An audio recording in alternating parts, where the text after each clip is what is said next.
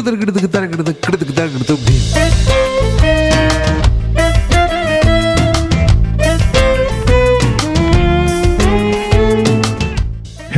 and welcome to the History of Bangalore.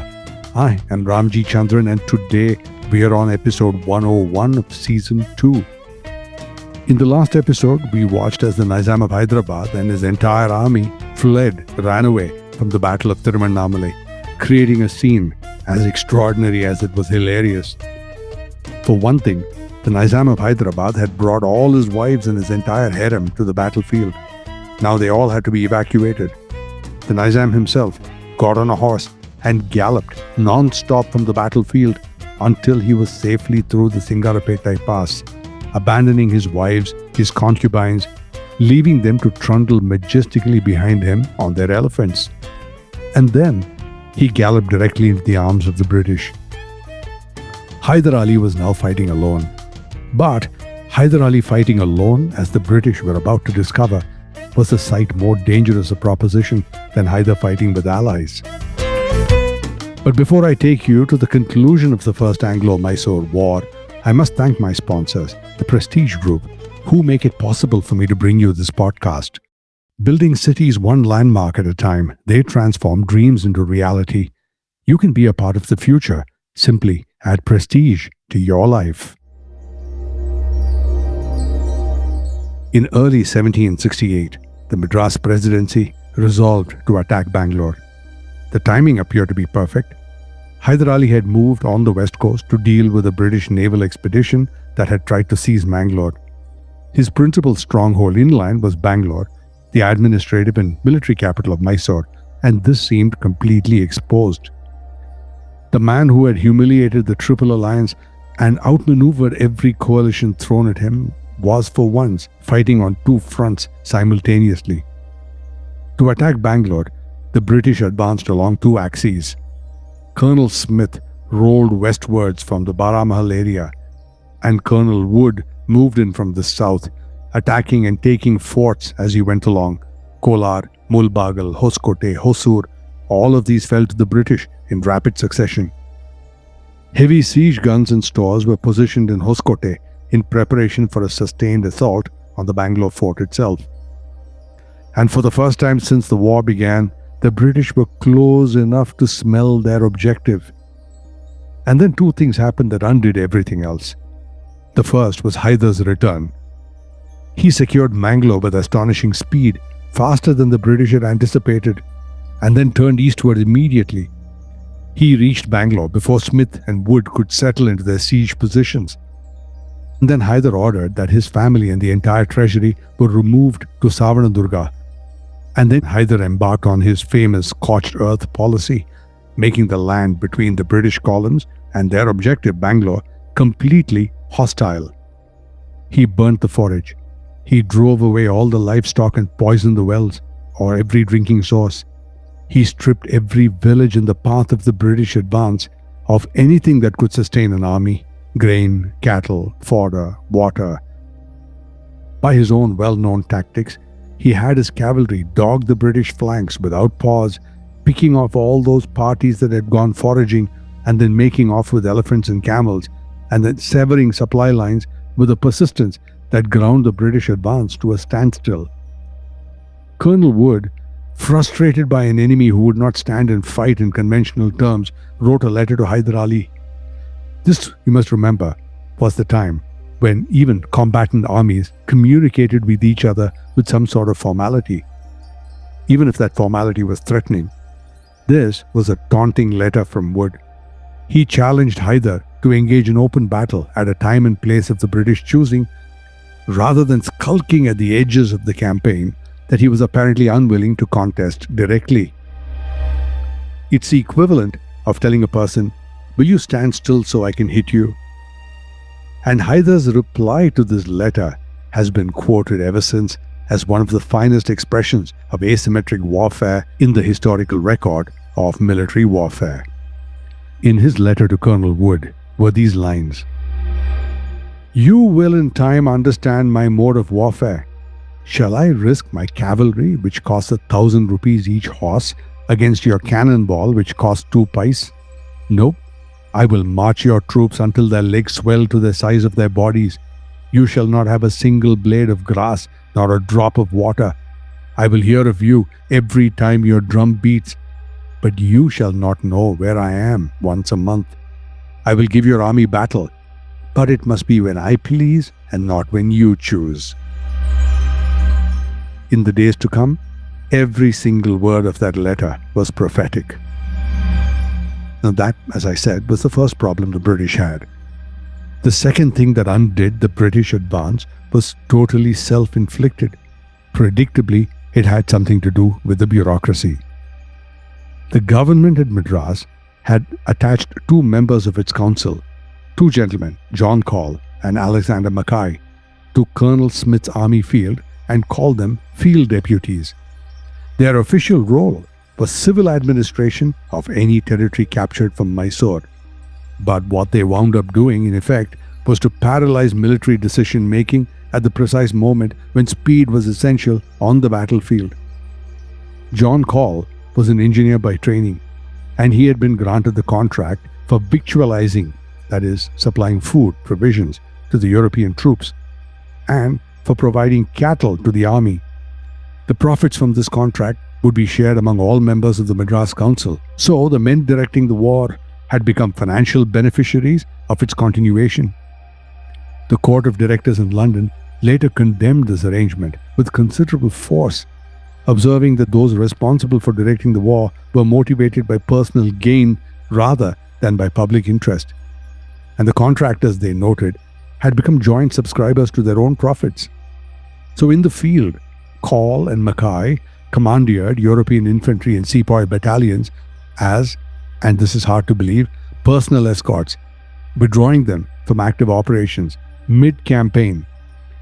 They interfered repeatedly with Smith's military judgment. Decisions were delayed, opportunities were lost, and Wood, already having to fight against Hyder Ali's scorched earth, now had to negotiate with his own civilian officials before he could act. So the attack on Bangalore, again in history, never even reached the walls of the Bengaluru fort. And now for a quick commercial break, and when I come back, the rest of the story, right after this. Maximum connectivity, maximum luxury, maximum lifestyle. Live your max at Prestige Raintree Park. Opulent residences nestled in 21 acres of breathtaking landscape with 1 lakh plus square feet of clubhouse, 3 swimming pools, and ample leisure and sports amenities. Experience exquisite living at Prestige Raintree Park in prime Whitefield with schools, offices, hospitals, and shopping malls just a hop away. Call 81399 81399 or visit prestigeconstructions.com to know more. Radar approved. At the Battle of Mulbagal in October 1768, Hyder Ali intercepted Wood's retreating column and nearly destroyed it. The British were saved by an improvisation that actually has found little parallel in the campaigns of this war. There was a captain named Brooke. He lay wounded and recovering the Bengaluru Pete. He could not fight, but he had some good stratagem and some tactics. So he collected what he called the cripple corps, the wounded, the lame, the men too broken for the field, and then he dragged 2 heavy guns to the summit of a nearby hill. And then he had his men shout the name of Colonel Smith as loudly as they could. Smith, Smith, hurrah, over and over again as though the main British force was sighted as arriving. Hyder fell for this. He believed that Smith's column had come up from behind, and he quickly withdrew because he had not organized his battle plans to include this. So Wood's division survived, but it was the survival of that broken force that was saved by deception rather than by strength, and, ironically, it was saved by people who were too ill to fight. So serious was the sentiment against Colonel Wood that after Mulbagal, in November, the Madras Council ordered him and Walaja and the 2 field deputies to present themselves in Madras. Colonel Wood was left in the field. Technically, he was still in command. But he had lost the confidence of his own troops, and by his own account, the confidence in himself.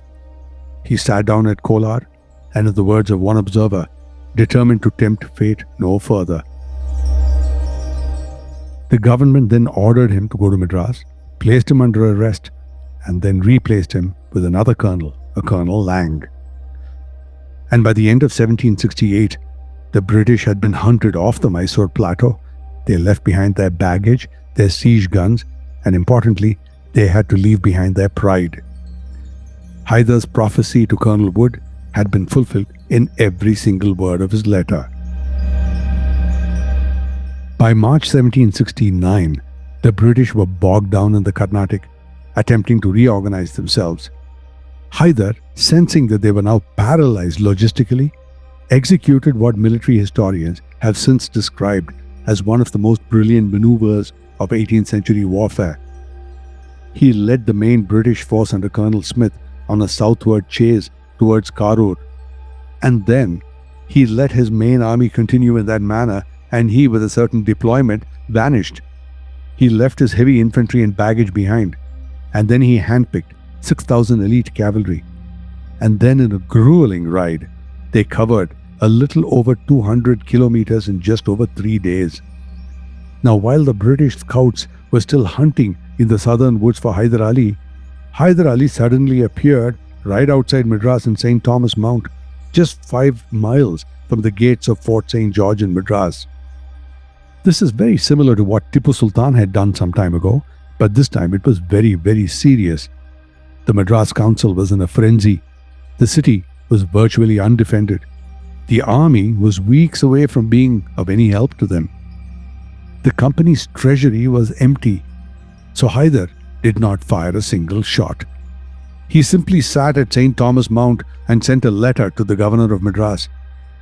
He refused to negotiate with military commanders that he had outmaneuvered. He, instead, demanded to speak with a man called Josias Dupré, a civilian counselor. He was not even a general, he was a bureaucrat. This message was deliberate and it was calibrated. He said this was not a military negotiation, it was an administrative one. The administration of a defeat.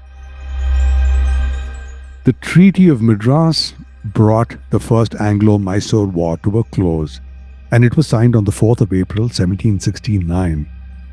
The discussions with Dupré were less of a negotiation and more of a dictation. Hyder held the threat of burning the company's valuable suburban villas and warehouses and the whole of Madras if need be over their heads, and this ensured the British would swiftly comply. Every fort and every district that had been taken during the march to Bangalore was restored to Hyder Ali. The company, East India Company, relinquished every territorial gain. Nothing was retained as compensation for the cost of war. The plateau, entire Deccan plateau that had belonged to Mysore, was returned intact to Mysore, and the British accepted a mutual defense agreement which bound them to provide military assistance to Mysore if Mysore were ever attacked by a third party.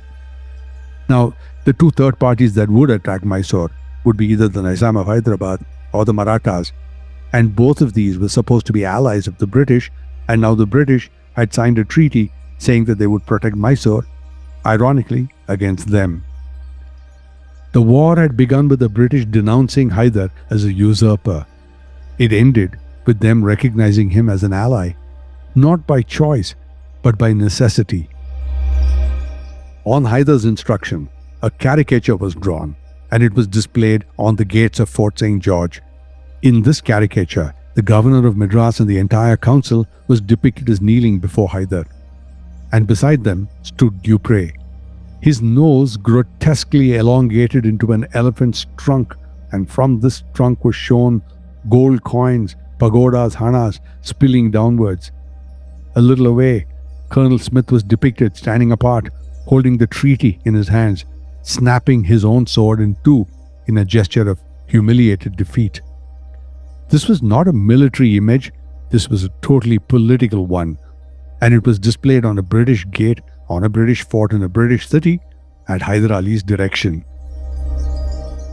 So the war that had been launched to brand Hyder Ali as a usurper ended with the British kneeling at his gates, and that caricature on the walls of Fort St. George made sure that no one forgot it for a long time.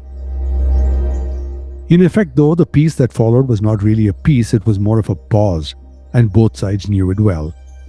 The British had signed a mutual defense treaty that they had no intention of honoring. The Marathas were watching from the north, and Hyder Ali was back on the plateau, taking careful note of every promise made and every promise broken. But for all practical purposes, the First Anglo-Mysore War had ended, and Hyder Ali was the victor.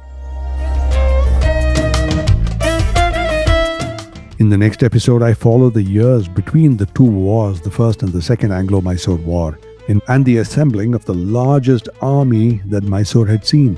And it all happened right here in Bangalore. That is coming up very soon.